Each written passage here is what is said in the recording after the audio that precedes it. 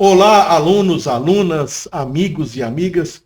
Chegamos aí a mais um vídeo Manutenção Revolucionária. Este vídeo é dedicado a você que precisa se capacitar, melhorar, aumentar os seus ganhos na manutenção.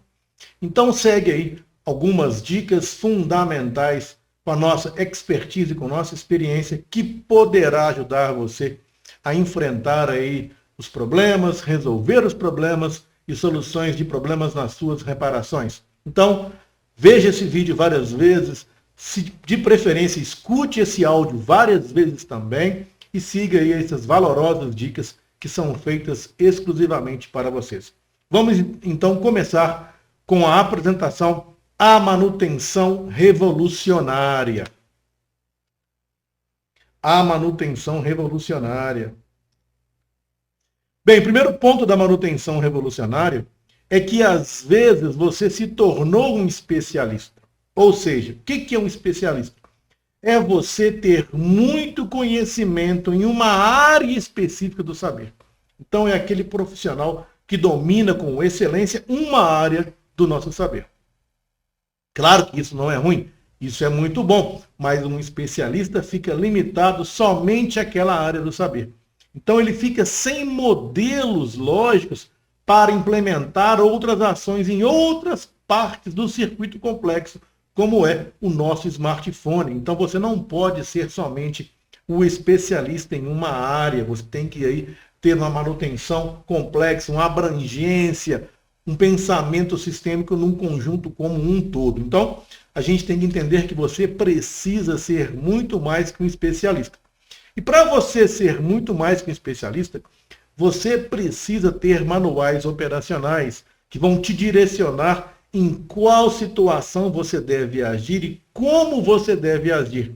Então aí você vai se basear em fluxogramas de troubleshooter que vão aí te direcionar de acordo com a situação de problema que você tem. Por exemplo, nesse fluxograma que nós temos aí, nós temos uma placa que não liga com baixo consumo, menor ou igual a 300 mA. Primeiro ponto no fluxograma, ele te pergunta: a sua placa está sem os periféricos? Porque a gente sabe que os nossos periféricos interferem diretamente no nosso circuito. Lembrando, o nosso circuito é um circuito complexo. Então os periféricos atrapalham sim, podem atrapalhar sim, caso estejam em mau funcionamento, todo o funcionamento do nosso conjunto.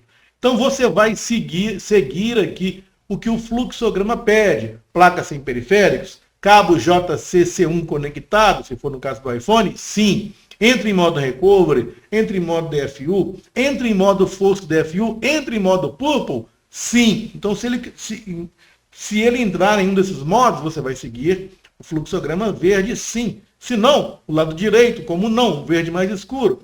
Então o fluxograma é um modelo que você tem que ter para te orientar nas suas reparações. Então a gente tem aí vários fluxogramas, é assim que o fabricante trabalha com o troubleshooter.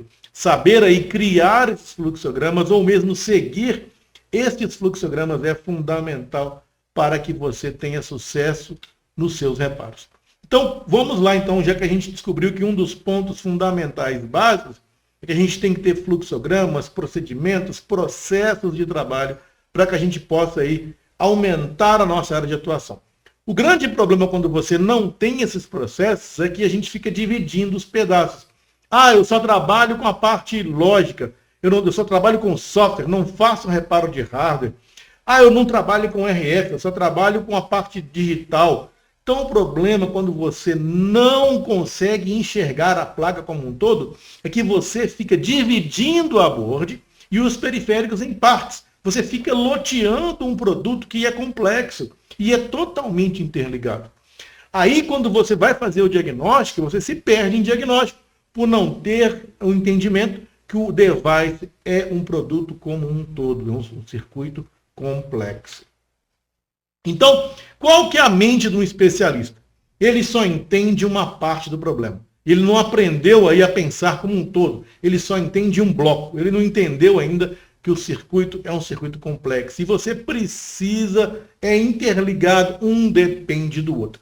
Aí acaba que um especialista joga para o outro, o especialista que faz reparo em hardware não faz reparo em software. o que faz reparo em software não faz reparo em hardware. Aí um fica jogando para o outro. E acaba que o resultado é que ninguém resolve o problema. Então a gente tem que entender que tem que ter humildade, que precisa aprender muito mais. Você não pode ser simplesmente um especialista. Você tem que ser muito mais do que isso. Então, se você continuar nesse nível, você vai ser um especialista que cada vez sabe mais de menos. E cada vez sabe tudo de nada. Então, muito cuidado. Cada vez sabe mais de menos e cada vez sabe tudo de nada. Bem, então o que a gente tem que fazer? Primeiro a gente tem que entender que nós temos que fazer a diferença. Para você se destacar no mercado de manutenção, você precisa fazer a diferença. É a diferença fazendo a diferença. Então, o que nós vamos propor para vocês? Alguns modelos de ações. Quais são os modelos de ação? Modelo de conhecimento e não da informação. Não adianta você lotar sua cabeça de informação que você não tem modelo de ação. Você precisa de um modelo de conhecimento que seja prático em ação, para você executar o que você está aprendendo. Segundo ponto fundamental, é saber exatamente o problema. O resto é prática e teste. Então, veja bem, saber exatamente o problema. O resto é prática e teste. Então, veja bem esse próximo slide aqui, ó. Quanto mais eu treino, mais sorte eu tenho. Repetindo, quanto mais eu treino, mais sorte eu tenho. Então, muitas pessoas acham que o seu sucesso, né, é sorte. Mas essa frase representa muito o que vem a ser aí a sorte. Quanto mais eu treino, mais sorte eu tenho. Então, a prática e teste, basta você treinar. Então, treine, treine, treine, treine. Quando achar que está bom, treine mais. Quanto mais eu treino, mais sorte eu tenho. Você acha que um campeão olímpico treina a vida inteira? Então, a gente tem que treinar cada vez mais. E treinar, obviamente, não em aparelhos de cliente. Treinar em sucata, treinar os aparelhos aí que tem falhas, que você comprou uma board, por exemplo. Então, treine, treine, treine à vontade. Outro modelo de ação fundamental é o pensamento sistêmico. É pensar no equipamento como um todo, não dividir como um especialista faz em partes. Lembra que o nosso equipamento é complexo, é um circuito complexo onde cada parte, cada pequeno componente, um resistor, um periférico, faz parte, e se ele danificar, sim, pode causar uma falha em todo o conjunto. Então, o pensamento sistêmico, abrangente, pensar as possibilidades como um todo.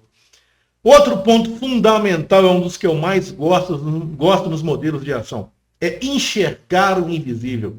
É você treinar a sua análise visual. Repetindo, mais uma vez, enxergar o invisível. Você deve criar a habilidade de enxergar o invisível.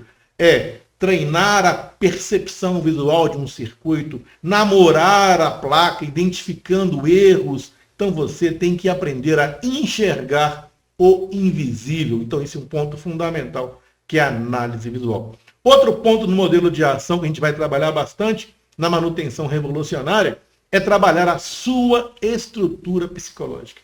Você pode e você vai conseguir. Então a gente vai trabalhar muito o ponto psicológico também, e para você quebrar essas barreiras que você não consegue, ok? Modelos de ação, modelo de conhecimento e não de informação, saber exatamente o problema, o resto é prática e teste. Lembra, quanto mais eu pratico, mais sorte eu tenho. Pensamento sistêmico, pensar como um todo, enxergar o invisível, usar seu campo visual, sua análise visual, o seu microscópio para ajudar você a enxergar o invisível e trabalhar a sua estrutura psicológica. Então, nós temos aí alguns pontos fundamentais para a gente guiar vocês na solução de problemas. Então, eu tenho 4 perguntas fundamentais iniciais que você que está aí iniciando, ou é médio ou é avançado, precisa implementar hoje, agora. Eu vejo aí vocês perguntando no suporte, no qual nós damos suporte técnico nos nossos grupos de WhatsApp, e eu vejo que às vezes você não faz o dever de casa. Então aqui você está aprendendo a fazer o dever de casa para posteriormente conseguir a ajuda necessária, no qual aqui estamos prontos para te fornecer. Então vamos aí aprender a fazer o dever de casa. Primeiro ponto, perguntas fundamentais, 4 perguntas fundamentais para que você solucione o problema. Afinal de contas, manutenção é solução de problemas. A gente tem que gostar de resolver os problemas. E só resolvendo efetivamente os problemas que você ganhará dinheiro na sua assistência técnica. Primeira das 4 perguntas fundamentais. Qual é o problema? Então, você saber definir exatamente qual é o problema é fundamental para que você tenha sucesso na manutenção. E essa definição do problema começa com a ordem de serviço na entrada do seu aparelho, com os detalhes, com as características, com as condições que esse aparelho ou o seu cliente expôs para você, com o aspecto visual do seu aparelho, por exemplo, se ele sofreu uma queda, onde bateu quando ele teve essa queda, qual o componente que está atrás desse local. Então, a definição do problema começa na entrada, na abertura da ordem de serviço. Já inicia-se ali. Você deve ser um investigador. Quem aí é nosso aluno sabe que tem que ter o Sherlock Holmes do celular. Então, ponto fundamental, saber definir o problema. Quais são os erros comuns que as pessoas cometem que não definem o problema corretamente? Primeiro, saber se o problema é mais amplo ou é só em uma parte. Então a gente tem que ter essa condição de entender se o problema que está sendo exibido ali é um problema mais amplo ou é efetivamente só naquela parte. E outro erro comum, não definir o problema, errar o diagnóstico. Aí você define errado e trabalha com ações em partes erradas do aparelho. Aí acaba colocando mais problemas ainda no seu device. Bem, então quais são os pontos básicos que a gente tem que fazer para acertar, para ter um índice de acerto melhor na definição do problema? Primeiro, saber definir exatamente o problema, eliminando as possibilidades com as ferramentas de testes e ações efetivas. Então, por exemplo, se você tem uma falha no aparelho que não liga com baixo consumo, o primeiro ponto é você isolar os periféricos para que o periférico possa estar interferindo naquela energização do aparelho, tentar fazer o software naquela board sem o periférico. A gente tem que aprender aí a isolar primeiro, isolar as possibilidades, eliminando as possibilidades antes mesmo de tocar aí em manutenção de estação e de solda, troca de componentes da board.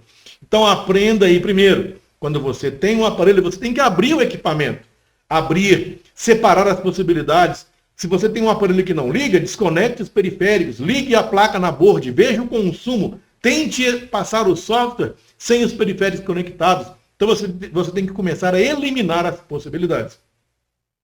Outro ponto fundamental para você não errar, não ignorar os passos simples e básicos. Então, às vezes, é um problema numa bateria, é um periférico, é um ponto simples, e você passou por cima daquele ponto simples por achar que o problema era um problema complexo, mas a verdade era um periférico simples, que você simplesmente não testou a bateria. Então, às vezes, você tem uma falha de carga no seu aparelho, você desmonta a placa, desmembra a placa, troca a saída de carga, mas você esqueceu de testar a bateria, os barramentos de dados da bateria. Então, não esqueça dos passos básicos, é fundamental você focar também na análise básica. Então, eu aconselho vocês a terem aí periféricos, acessórios básicos, originais de funcionamento comprovado para você isolar isso na sua placa.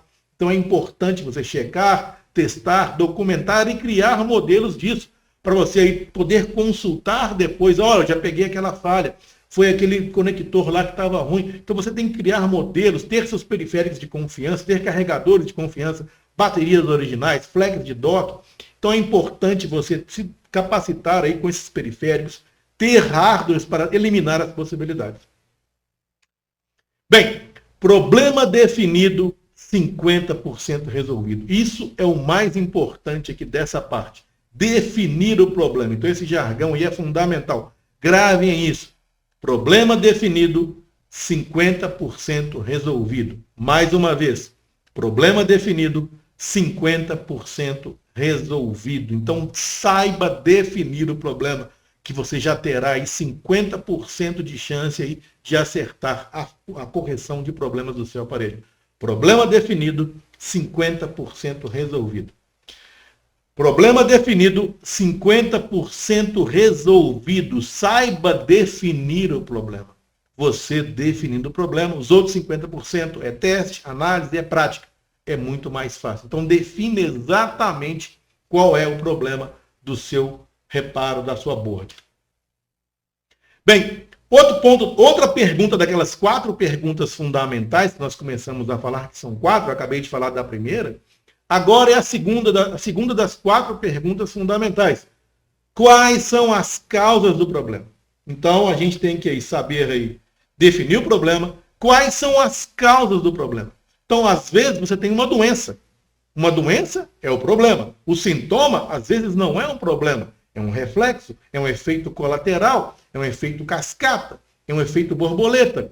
O problema, então, é um problema crônico? É um problema? Então, a gente tem que aprender que existem várias causas de problema. Efetivamente, você tem uma doença. Essa doença é uma doença crônica? É um problema corriquente daquela série de modelos? Por exemplo, iPhone 7 Plus codec de 7 Plus codec de áudio, iPhone 6 Plus Touch, iPhone X interposer próximo ao conector de SIM card, dentre outras falhas crônicas que nosso iPhone tem.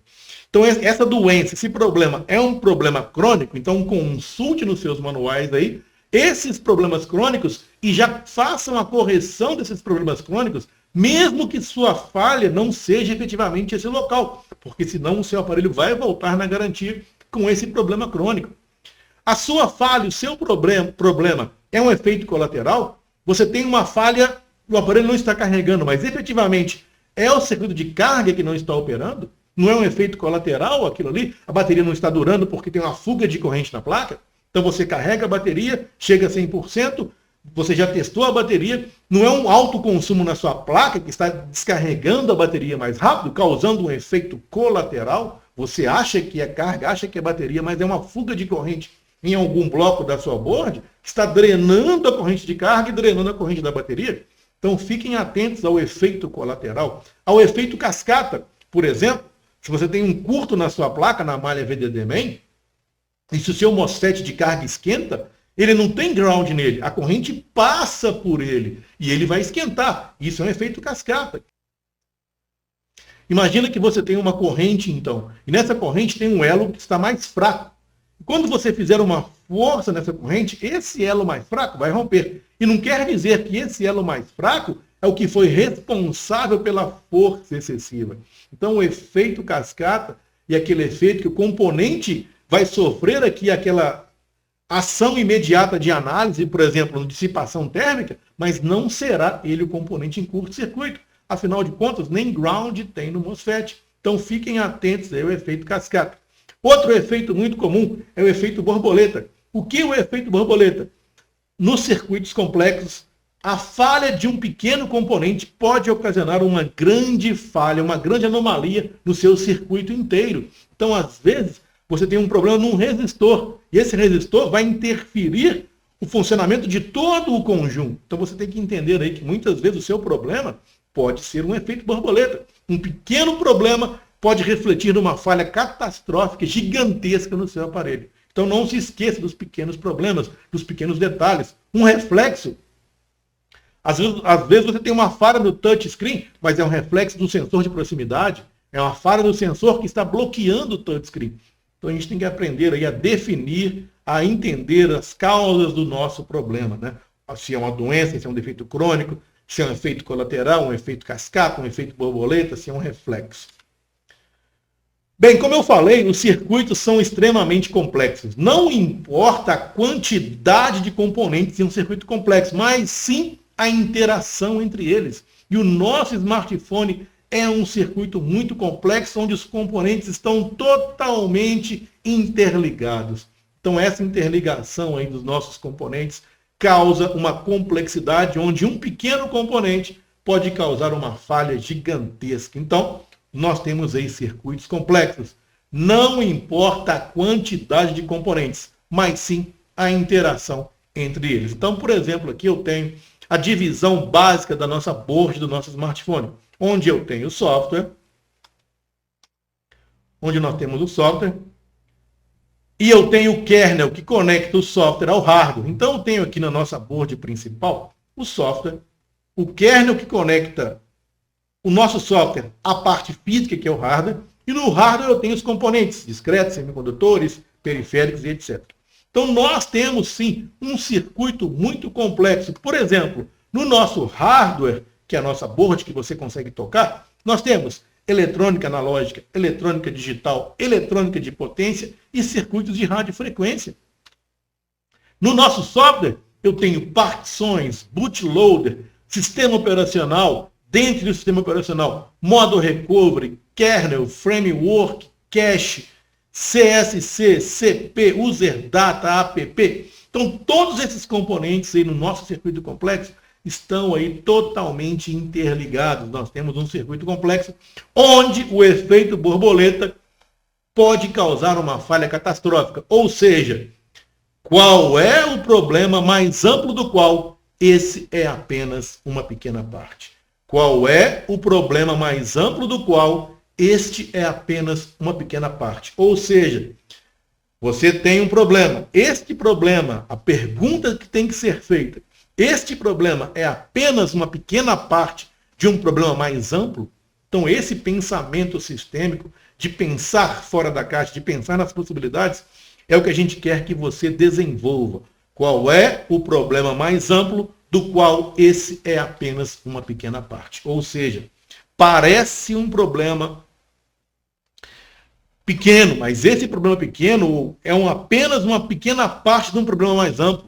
Então tem que ter atenção, cuidado em fazer uma análise assertiva dos meus problemas. Então aí, qual é o problema mais amplo do qual este é apenas uma pequena parte? Então cuidado para resolver problemas aí, você não está resolvendo o problema mais amplo, você resolveu somente aquela pequena parte. Voltou a funcionar, mas logo terá o problema mais amplo se apresentando. Esse é o chamado efeito borboleta. Então, o terceiro ponto fundamental das soluções de problemas que nós queremos que os nossos alunos, nossos amigos, nossos parceiros aprendam e pratiquem, né? São essas 4 perguntas, dentre as quais agora falarei a terceira. Quais as possíveis soluções do problema? Quais as possíveis soluções do problema? Então, quero que você aí pesquise modelos, analise, consulte seus amigos, consulte o suporte, analise, desmonte, teste, crie processos, procure opiniões de colega, consulte um amigo, consulte seu colega de trabalho, pergunte no grupo. Então, eu quero que você tente definir para mim quais são as possíveis soluções para esse problema. Então, essa é a terceira pergunta fundamental. A quarta pergunta fundamental: qual é a solução do problema na sua opinião? Então traga para mim qual é a solução do problema na sua opinião. E lembre-se, antes de agir, pensar, analisar e definir estratégias de ações seguras. Você não pode colocar mais problema na board. Então, ao agir, sempre minimizar a intervenção interna. Devemos ser cirúrgicos, fazer o dever de casa. O que é fazer o dever de casa? Então, quando alguém te perguntar no suporte aí, você já fez o dever de casa? O que é fazer o dever de casa? É seguir essas perguntas, os passos fundamentais, fazer a inspeção visual, criar condições básicas para que você consiga encaminhar na sua carreira. Então você tem que entender que o dever de casa é checar os pontos básicos, checar os periféricos, medir as tensões, fazer inspeção visual, analisar, pensar, colaborar com você mesmo para o seu desenvolvimento. Esses são um dos pilares da manutenção revolucionária. Então, qual que é o dever de casa? Vamos lá. Primeiro, enxergar o invisível para alcançar o impossível. Repetindo, enxergando o invisível para alcançar o impossível. Enxergando o invisível para alcançar o impossível. Você tem que treinar sua habilidade de enxergar. Tá? Quando eu falo enxergar, é enxergar mesmo, treinar sua habilidade visual, treinar sua habilidade de captar as imagens no microscópio, de enxergar, de identificar uma placa quando é feito de fábrica, quando não é de fábrica, quando é bem soldado, quando não é. Você tem que aprender aí que enxergando o invisível, você alcançará o impossível. Próximo ponto do dever de casa, eliminar possibilidades. Eliminar possibilidade de um periférico, de uma bateria, de um cabo, de um dock. Então, elimine possibilidades. Próximo ponto do dever de casa, verificar os pontos básicos. Se eu tenho uma falha de NAND, está dando erro 4013, já mediu as tensões da NAND, já tentou verificar sua placa sem os periféricos, com outro dock, já trocou a bateria, já trocou o computador. Então eu quero que você tenha modelos de ação, enxergando o invisível, eliminando possibilidades e verificando os pontos básicos. Mais um ponto do dever de casa, pensamento sistêmico. O que é o pensamento sistêmico? É quando você pensa de uma forma abrangente num circuito complexo. Lembrando que o nosso smartphone é um circuito com interligações e muito complexo. E o próximo ponto do dever de casa é a regra dos 3 pontos. Então vamos aí falar um pouco sobre esse dever de casa. Primeiro, mais uma vez, enxergando o invisível para alcançar o impossível. Talvez você pense, isso é querer demais. Precisamos aprender a olhar com os olhos dos mestres. Ou seja, você tem que treinar a sua visão. Então, quando você estiver ocioso no seu laboratório aí, pegue uma board, coloque no microscópio e comece a fazer uma inspeção visual dos componentes, das soldas, dos detalhes, da montagem, da característica. Treine a sua visão impossível. Enxergando o invisível, você vai alcançar o impossível, tá? Então isso não é querer demais, não. Treinando sua visão, você vai enxergar com os olhos do mestre. Muitas vezes a manutenção se resolve com a boa, maravilhosa, esplêndida inspeção visual. Bem, então o dever de casa. Pegue seu microscópio, cuide do seu microscópio, limpe seu microscópio, regule a iluminação do seu microscópio e seja capaz de, através dele, enxergar o invisível para alcançar o impossível. Próximo dever de casa, relembrando, eliminar as possibilidades. Elimine as possibilidades de um periférico estar matando o software, de uma câmera estar parando, de um Face ID estar parando a placa, de um botão Home estar parando a placa, de um flex do sensor de proximidade estar parando a placa. Elimine possibilidades entre hardware e software, periféricos e software, periféricos e hardware. Então, eliminar possibilidades é um dos pontos-chave que você deve fazer. Próximo ponto do dever de casa, verificar os pontos básicos. Nunca se esqueça disso. Tensão de alimentação, isso é o beabá. Então, certifique que as tensões básicas estão presentes.